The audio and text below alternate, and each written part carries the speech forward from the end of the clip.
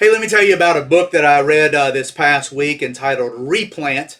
It's about replanting churches, something that I've been interested in. Actually, I've been interested in church planting for a long time.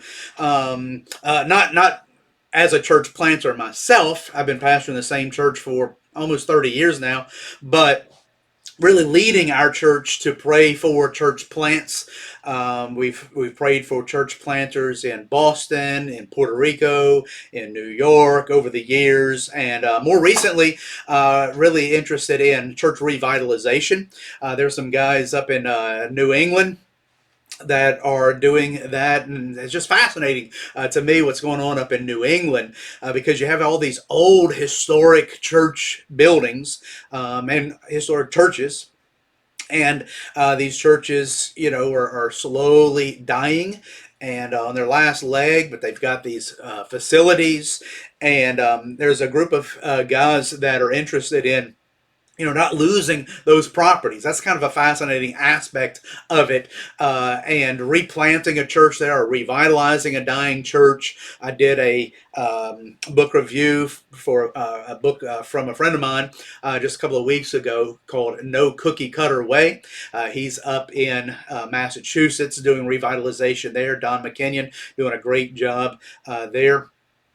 Really hard work, and his book was interesting, and I talked about it in another video book review. But one of the things that he talks about, well, the title of his book, No Cookie Cutter Way, he was kind of pushing back against some of these books that talk about church revitalization as if you could just do these things, step one, two, three, just add water, and you're going to have a successful church revitalization. He says it doesn't work that way. And of course it doesn't. Every church is different. Every community is different. Every pastor is different. Every group of people is different. Every circumstance is different. And so there's no cookie cutter way.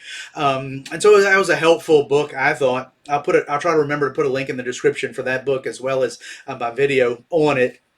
But since he was pushing back against these books that sort of do lend themselves to almost thinking that there is a cookie cutter way, just because of the way that I'm wired, I'm interested in reading. Well, what are these guys saying? Not that I'm just going to follow along with it, but just and so I thought that this book Replant was a book like that. It's not, but I thought it was.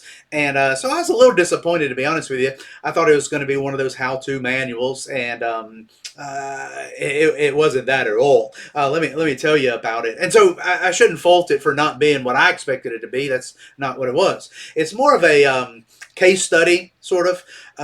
And I forgot to check the time period. The date of the book is go back probably close to 20 years ago now that the book was written, and it was written by a guy named Mark DeVine, as well as Darren Patrick. Actually, the book was mostly written by Mark DeVine, but Darren Patrick was a big part of the story.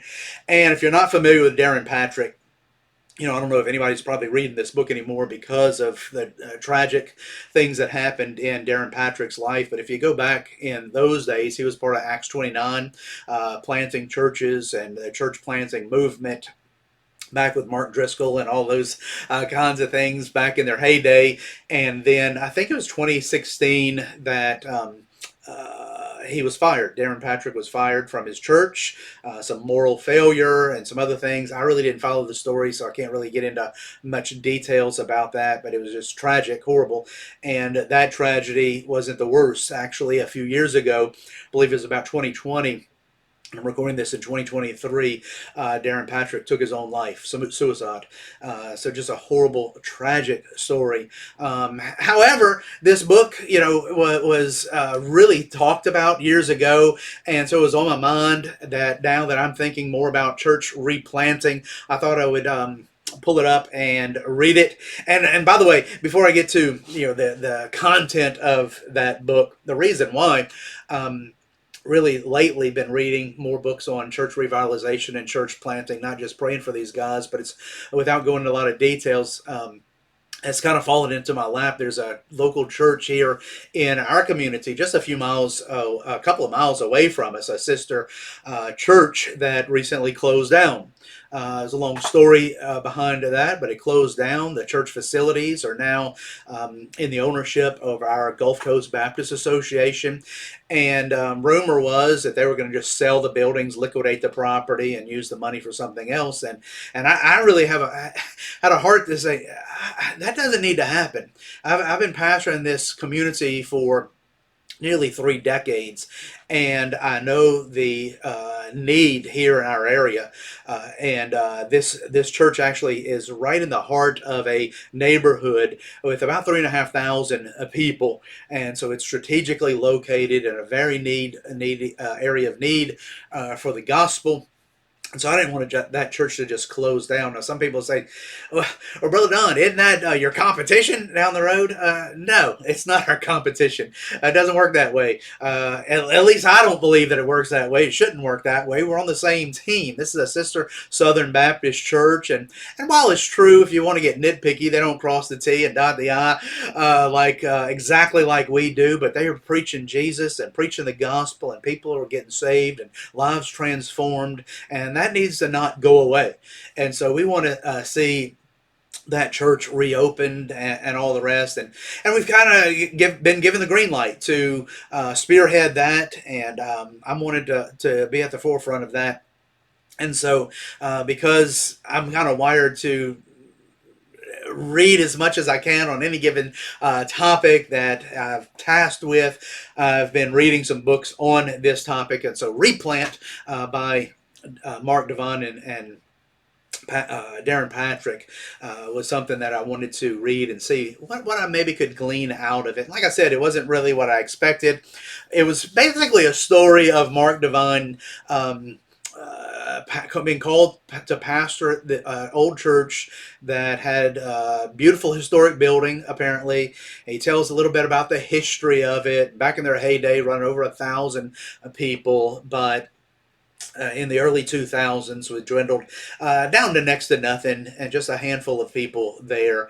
And he talks about his efforts to revitalize the church. And so basically, it's just his, like I said, a case study, sort of. His personal narrative. It throws in a few, principles along the way, but it's basically just telling his story. It kind of came across, and I hope this doesn't come out the wrong way. To me, it kind of seemed like he kind of had a little bit of an axe to grind with some of the former members there. I think he was just trying to be brutally honest and transparent and authentic, and say, look, it's hard. Church replanting and church revitalization is not an easy road, and he wanted to show all the scars and everything else. Now, at the end of the book, spoiler alert, if you don't know how it all actually took place, they ended up, whether you want to call it a revitalization, or I think that's what they call it, a replant, was basically the Journey, a church, which it was, I think, in St. Louis, and they were in Kansas City, so a couple hundred miles away, apparently. But they became a satellite church of the Journey Church, where Darren Patrick was pastor, and that's one of the things that they were doing back then. I guess some people are still doing that today. I'm not a big fan of having satellite churches, especially in far-flung places. But I won't get on that soapbox of being a local church in a local geographical area. But they replanted this church, and apparently we're blowing and going. I don't know how they're doing today, but back then the church had almost died, and by the end of the book, they're running over 1,000 people in this church, and so they were calling it a success story. Now, how you want to interpret that, knowing the whole full history, that's another story. And so I really did get a lot out of this book, to be honest with you. However, I thought it was interesting for historical value, because I think that using that term replant was really sparked a movement of church revitalization. Now, people that are really in this field, like my friend Don McKinnon and Mark Clifton and some of these other guys, might correct me that maybe some other things were also in the works. But Darren Patrick seemed to, and this book and Mark DeVine and what happened there of saying we don't need to necessarily go and start something completely new. Sometimes you need to go in and revitalize what is there and is dying and not let it die, and a lot of different ways to do that. So anyway, I think that's the main things that I wanted to talk about this book. If you're interested in hearing the story, you can get it, but it's not sort of a how-to book or anything like that. So whatever the case, I wanted to just share with you what I'm reading and some of my heart, and I'll go ahead and cut this off because, as usual, I want you to get off of YouTube and go read a book.